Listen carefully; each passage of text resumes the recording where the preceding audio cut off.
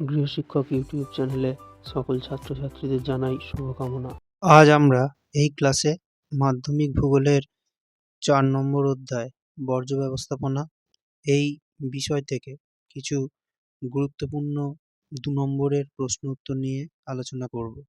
ঠিক আছে? আমরা আমাদের চ্যানেলে এই অধ্যায় থেকে ১ নম্বরের বেশ কিছু গুরুত্বপূর্ণ প্রশ্ন উত্তর নিয়ে আলোচনা করেছি। তোমরা আমাদের সেই ক্লাসগুলো অবশ্যই দেখবে। আর আমাদের চ্যানেলে যারা প্রথম তারা চ্যানেলটাকে সাবস্ক্রাইব করে বেল আইকনটা প্রেস করে রাখবে। তাহলে আমাদের চ্যানেলের নতুন ক্লাসগুলো তোমরা অবশ্যই দেখতে পাবে। এম আর বর্জ্য ব্যবস্থাপনা আমরা আলোচনা করছি কেন সেটা আমরা আগে বলে দিই। কারণ এই বর্জ্য ব্যবস্থাপনাটা মাধ্যমিকের ভূগোল বইয়ে যতগুলো অধ্যায় আছে সবথেকে সহজ অধ্যায় হচ্ছে এই বর্জ্য ব্যবস্থাপনা। যাদের ভূগোল একদমই ভালো তৈরি হয়নি তারা কিন্তু আগে তোমরা এই বর্জ্য ব্যবস্থাপনা এই অধ্যায়টাই পড়া শুরু করবে। ঠিক আছে? কেননা এই অধ্যায় থেকে তোমরা মাধ্যমিকে ২ নম্বরের প্রশ্ন ১ নম্বর, ২ নম্বর এবং ৩ নম্বর মোট ৮ নম্বর তোমরা কিন্তু এই অধ্যায় থেকে কমন পেয়ে যাবে। একটা ২ নম্বরের পাবে, একটা ৩ নম্বরের পাবে আর ৩টে ১ নম্বরের প্রশ্ন কিন্তু তোমরা এখান থেকে কমন পাবে। সেজন্য এবং এইগুলো তোমরা যদি খুব একবার একটু বুঝে পড়ো তাহলে কিন্তু তোমরা নিজেরাই কিন্তু পরীক্ষায় অবশ্যই উত্তর লিখতে পারবে। সেইজন্য আমরা এই অধ্যায়টাই আগে আলোচনা করব। ঠিক আছে? যাতে এই অধ্যায়টা তোমরা আরও ভালোভাবে তৈরি করে নিতে পারো। ঠিক আছে? তাহলে এখানে যেটা আমরা প্রশ্ন সেটা হচ্ছে যে বর্জ্যের পুনর্ব্যবহার কাকে বলে? তাহলে পুনর্ব্যবহার মানে কি? এই প্রশ্নটা কিন্তু মাধ্যমিকে ২০১৭ এসেছিল। এটা খুব ভালোভাবে তোমরা তৈরি করবে। ঠিক আছে? পুনর্ব্যবহার হচ্ছে যে পুনর্ব্যবহার মানে হচ্ছে যে কোনো বর্জ্যকে যখন মানে ফেলে না দিয়ে সেটাকে আবার ব্যবহার করা। তাই তো? পুনর্ব্যবহার মানে আবার যেটাকে ব্যবহার করা হয় সেটাকেই পুনর্ব্যবহার বলে। তাহলে কোনো বর্জ্য পদার্থ সংজ্ঞা অবশ্যই লিখতে হবে, বৈশিষ্ট্য লিখতে হবে আর উদাহরণ লিখতে হবে। এইভাবে কিন্তু উত্তরগুলো করতে হবে। ঠিক আছে? তাহলে সংজ্ঞা কী বলতে হবে?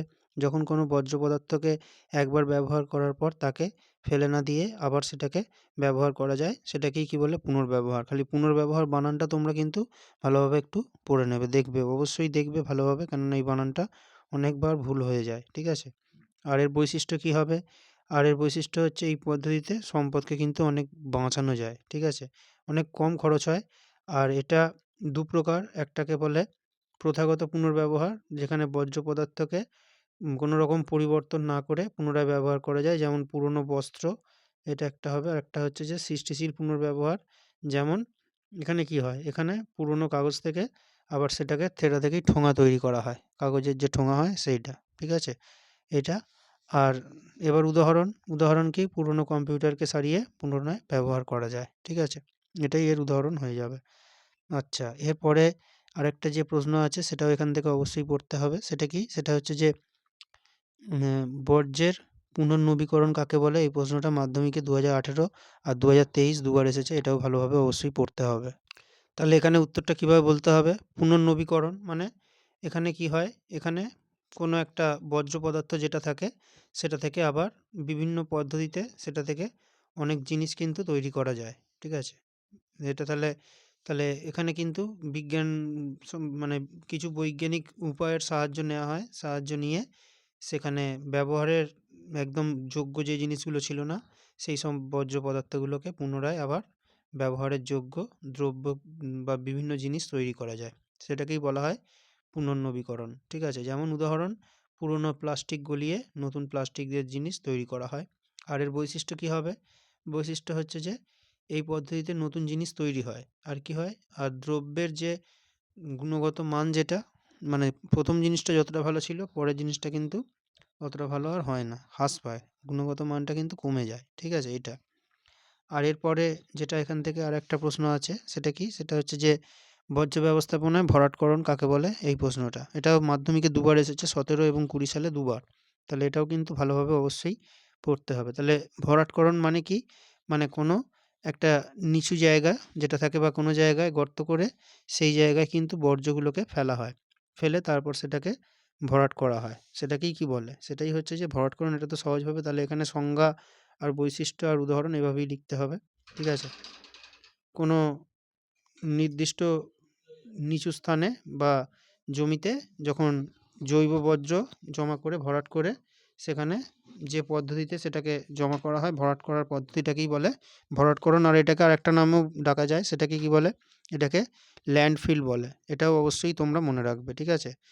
ল্যান্ডফিল যদি পরীক্ষায় দেয় তাহলেও এটা লিখলে উত্তরটা কিন্তু হয়ে যাবে, ঠিক আছে? আর এর বৈশিষ্ট্য কী হবে? এটা কঠিন বর্জ্যগুলো যেগুলো থাকে সেগুলো ব্যবস্থাপনার একটা পদ্ধতি, ঠিক আছে? আর কি, আর এইতে কিন্তু মিথেন, অ্যামোনিয়া প্রভৃতি গ্যাস পাওয়া যায় এগুলো থেকে, এগুলোকে ল্যান্ডফিল গ্যাস বলে, ঠিক আছে? আর কি, আর এই পদ্ধতিতে জৈব পদার্থ পচে গিয়ে মাটির সঙ্গে মিশে যায়, ঠিক আছে? আর কোথায় দেখা যায় এটা? এটা হচ্ছে যে পূর্ব আমাদের কলকাতায় ধাপা বলে একটা মাঠ আছে, সেখানে কিন্তু এই পদ্ধতিতে এইভাবে ভরাটকরণ পদ্ধতিকে কাজে লাগিয়ে এখানে কিন্তু বর্জ্যগুলোকে রাখা হয়েছে, ঠিক আছে? আর আমাদের ক্লাস কেমন লাগছে সেটা তোমরা কমেন্ট করে অবশ্যই জানাবে। ক্লাসগুলো তোমরা অবশ্যই বন্ধুদের মধ্যে শেয়ার করবে, আর ক্লাস ভালো লাগলে অবশ্যই তোমরা লাইক করবে। এরপরে যে প্রশ্নটা আছে সেটা হচ্ছে যে বর্জ্য ব্যবস্থাপনার সংজ্ঞা দাও। এটা মাধ্যমিকে 2019-এ এসেছিল, ঠিক আছে? তাহলে এটাও আমরা মানে এটাকেও কিন্তু আমরা সাজিয়েই লিখব, ঠিক আছে? যেরকম সংজ্ঞা, বৈশিষ্ট্য, এইভাবে আমরা কিন্তু এই প্রশ্নের উত্তরটা এটাও আমরা লিখব, ঠিক আছে? তাহলে এখানে প্রশ্ন আমরা যাই লিখি সুন্দরভাবে আমরা কিন্তু সাজিয়ে লিখব। আর যাদের ভূগোল তৈরি হচ্ছে না ভালোভাবে তারা কিন্তু অবশ্যই এইগুলোকে খুব ভালোভাবে তৈরি করবে, এবং তোমরা এই প্রশ্নগুলো লিখে লিখে অভ্যাস করবে, কেননা এখান থেকে তোমরা অবশ্যই পয়েন্ট কমন অবশ্যই পাবে, ঠিক আছে? তাহলে এটা কি হবে? বর্জ্য ব্যবস্থাপনার সংজ্ঞা।